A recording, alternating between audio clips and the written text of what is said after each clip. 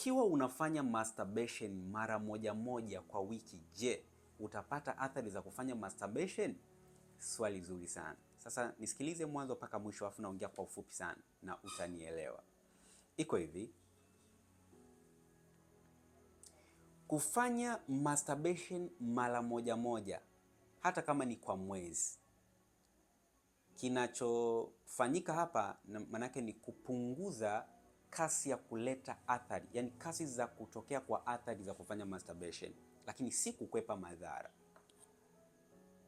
Na walio wengi wanaoanza kufanya masturbation huwa wanaanza taratibu kwa mindset ya kuwa atafanya mara moja, atafanya mara moja kwa wiki au mara moja kwa mwezi, lakini kadri muda unavyozidi kwenda anazidi kuongeza spidi ya kufanya masturbation. Alikuwa anafanya mara moja kwa wiki, ataanza kufanya mara mbili, ataanza kufanya mara tatu, utajikuta anafanya kila siku masturbation.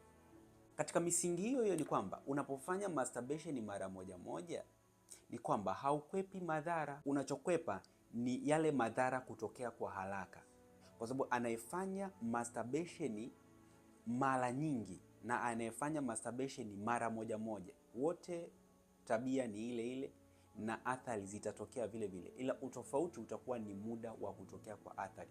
Anayefanya mara moja athari zake zitachelewa kutokea ukilinganisha na mtu anayefanya mara kwa mara.